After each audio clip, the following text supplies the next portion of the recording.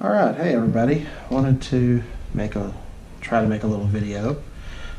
That doesn't need to be there. I made a little modification to my P320. Well, and besides the Cerakote and this guy, and I didn't do that. That work was done courtesy of ATX Armory here in Austin, Texas. I chose them because they were a local shop, and I wanted to actually walk in and talk to somebody. And got a recommendation from a couple of people at the matches that they did really good work, and they did amazing work on this guy. This was just your standard P320 model. Obviously had the RMR cut put in, Type 2 RMR. They put in my SIG suppressor height sights, and it's pretty well perfect for exactly what I wanted. Took no time to get that guy zeroed in, and I've already carried this gun in its standard configuration before, so I absolutely trust it. I do have a titanium nitride Faxon barrel coming, not the threaded one. I couldn't find one, so I may upgrade to that later. We'll see if I really decide I want a threaded barrel on this guy. But this is my new old refreshed carry gun, and I'd noticed something. Recently we started carrying appendix. If I can grab my cool new holster. Here it has another gun in it. We'll talk about that guy in a minute. I started carrying appendix recently, and I have this great tier 1 concealment holster. And something that I noticed about carrying that way is I was getting all these little holes in the front of my shirt. Finally, I noticed that it was catching on the right hand side slide manipulator that's on the gun. These guns come ambidextrous from the factory. So I noticed that, and well, that kind of sucks. Shirts get expensive after a while, So what am I going to do about this? I looked around and nobody else was really talking about this problem. Maybe it's just a problem that I have, I don't know. But I decided I was going to solve it by doing a little manipulation of the parts. So I went to sigsauer.com and I ordered another slide catch. This is a $10. This is the part number. This is a $10 part. We're not going to show how I did this, but since I do own a Dremel, that means I'm a gunsmith, right? Sure. I used a Dremel. Measured out and just kind of cut the nub off this side, dehorned it, I guess, on that side. It still works perfectly. Put an empty mag in here. Locks back just right. Trigger manipulation still works. Everything is great.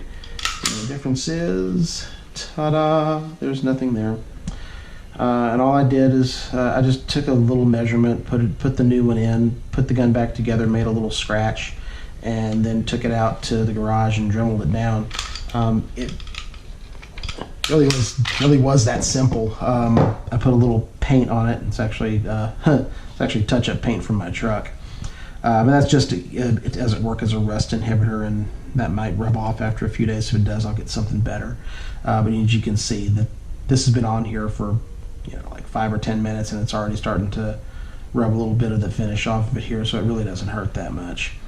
It is perfectly smooth here. I actually started to take a lot more precise measurements on this because my thinking was, and I guess not understanding truly how this works because I'd never thought about it before.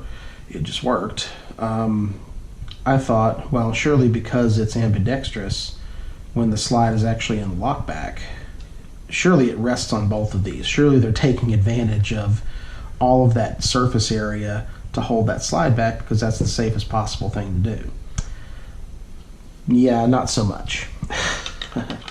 When I started to take this measurement, I flipped this over and start to really look at it, and then I noticed that there's an air gap around there. I'll try to pull this down. Hopefully you can see that. That really doesn't show any better, so we won't use the magnifier. But yeah, there's an air gap around here. This side of the slide does not rest on that slide rest at all. None whatsoever. I saw it on this gun and thought, that doesn't match up what I thought I would find. So what did I do? I ran to get another P320. Not to the store, I already own this one. Actually, I have a few of these. Locked it back, check it out. Sure enough, same thing. I was actually able to put a piece of paper in between that. It does not touch this at all. This side is only meant for manipulation of the slide, of the whole mechanism.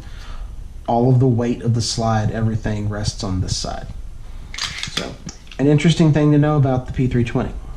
Not a bad thing, just a thing to know. So if maybe you're one of the people who do suffer from this, like I do, and you want to dehorn yours like this, and I see my paint's already flaking off, I touched it too soon. I'll go redo that. Then that's how I did it. That's what I used. Said this part from SIG is like 10 bucks. This is actually the original one. I took my original off and modified the new part. They're cheap. You can do this yourself. And like I said, since that side really doesn't function as a mechanism to hold the thing back, it's not a safety implement, you could just do it on your original one and not worry too much about it. You could, I mean, really, you could probably cut the thing off back here and it would be okay, but I would leave a little shelf there just for stability of the whole mechanism there. The removal of it, you can find other videos on YouTube. It's really simple. There's one pin. You can use a pick or some forceps to pop a pin out, and just be careful of the little spring doohickey that's under it. And this guy comes right out and lays right back in the same way. Pop the pin. Easy stuff. She's all good to go.